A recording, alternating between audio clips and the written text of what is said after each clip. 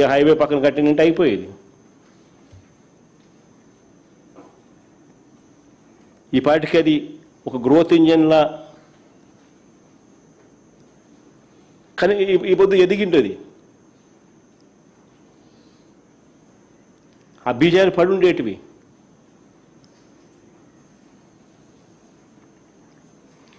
నేను ఇదివరకే చెప్పాను, మాకు ఏ ప్రాంతమన్నా కూడా వ్యతిరేకత లేదని. మరొకసారి మళ్ళీ చెప్తా ఉన్నా నేను. ఎందుకంటే చంద్రబాబు నాయుడు గారు తన స్కాముల కోసమని ప్రజల భావోద్వేగాలను రెచ్చగొట్టే కార్యక్రమం చేస్తూ ఉన్నాడు తప్ప దీంట్లో ఎటువంటి వాస్తవాలు లేవు. నేను చెప్పిన ప్రతి మాట కూడా ప్రాక్టికల్గా ఆలోచన చేస్తే ఎవరికైనా కూడా జగన్ చెప్పేది నిజమే కదా అని చెప్పి అనిపించే మాటలే.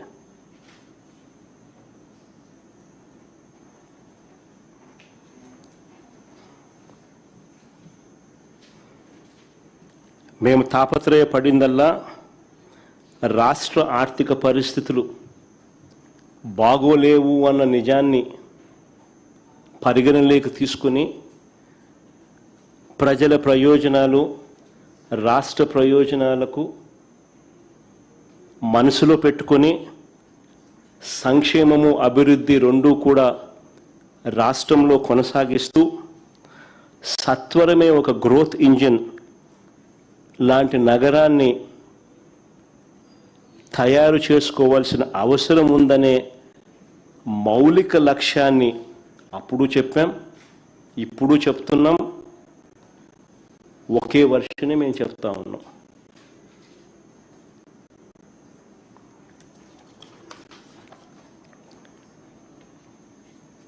రాజధాని విషయంలో మేము ఇచ్చిన సలహాని ప్రభుత్వం పక్కన పెట్టిన నేపథ్యంలో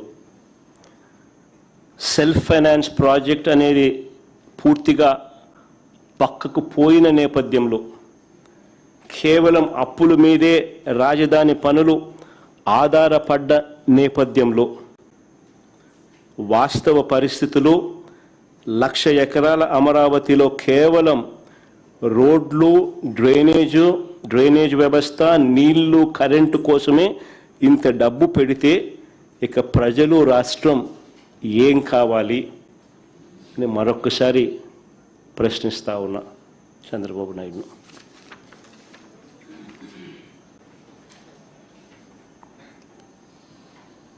చంద్రబాబు నాయుడు గారికి ఒకటి చెప్తా ఉన్నా. చంద్రబాబు నాయుడు గారు చేస్తూ ఉన్న ఈ స్కాములు, ఈ దోపిడీలు ఇవన్నీ కూడా వెలుగులోకి వస్తాయి. ఇవన్నీ కూడా ఖచ్చితంగా వెలుగులోకి వస్తాయి. రాజధాని పేరుతో ప్రజలను పణంగా పెట్టి కేవలం దోపిడీయే ఆలోచనతో తాను చేస్తూ ఉండేటివన్నీ కూడా వెలుగులోకి ఖచ్చితంగా వస్తాయి. రానున్న రోజుల్లో రాజధానికి సంబంధించిన ప్రతి పనిలో కూడా చంద్రబాబు నాయుడు గారు ఎంతెంత మెక్కుతున్నారో అవన్నీ కూడా ఈరోజు చెప్పినట్టుగానే సాక్ష్య ఆధారాలతో సహా మళ్ళీ చెప్తూనే ఉంటాం.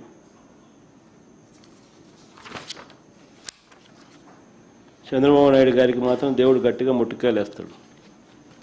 ప్రజలు కూడా ఖచ్చితంగా మొట్టికాయలు వేసే రోజు కూడా త్వరలోనే ఉంది, తాను చేస్తూ ఉన్న ఇంత అన్యాయపు ధోరణి వల్ల.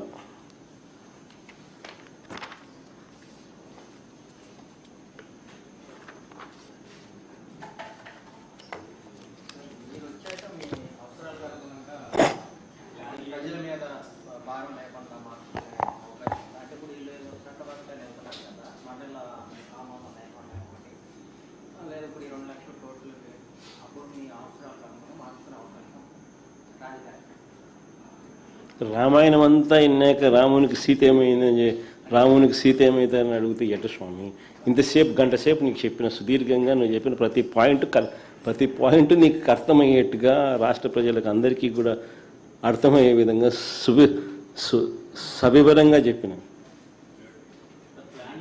Sir, you said, sir, you alleged that so much astronomical amount of corruption is happening. So, how do you think it can be stopped from happening? You should say. You are the journalist, you have the pen. No, no, we write what they say and what you write. But practically, how do you think it can be stopped? You have all the tender documents in place. These are none of these things are spoken out of the air. Everything has got evidence. Everything is properly documented. Whatever I've spoken about has got documented evidence. I think all those documents are available, and you, being a journalist, should take it up and make it a national issue. What about those companies indulging in these tenders and contracts? Do you think they will react? ఎంత చేసినా అంతే. ఇప్పుడు ఏం చేయగలుగుతాం? ఏం చేయగలిగేది ప్రస్తుతానికైతే ఏం చేయలేము. మనం వచ్చిన తర్వాతనే ఎంక్వైరీలు ఏదైనా చేయగలుగుతాం, అంతే కదా. ప్రస్తుతానికి ఏం చేయగలుగుతాం? విలేకరుల సమావేశం పెడతాం, విలేకరుల ద్వారా మీ ద్వారా రాష్ట్ర ప్రజలకు చెప్పే కార్యక్రమం చేస్తాం. మీరు ఎంక్వైరీ చేసి మీరు కూడా మీ పత్రికల్లో రాయండి, మీరు కూడా మీ పేపర్లలోనూ మీ టీవీలలో చూపించండి అని చెప్పి చెప్పగలుగుతాం. కానీ మేనేజ్మెంట్లు ఆంధ్రప్రదేశ్లో అయితే ఆల్రెడీ కుమ్మక్కై ఉన్నాయి. వీళ్ళంతా కూడా కలిసికట్టుగా ఉన్నారు. సో ఇంకా నేషనల్ మీడియా ఏదైనా అవకాశం ఉంటే వాళ్ళకు ఏదైనా చెప్పగలిగిన చెప్తాము. వాళ్ళు కూడా సగం కరప్ట్ అయ్యి సగం చెడిపోయి ఉన్నారు.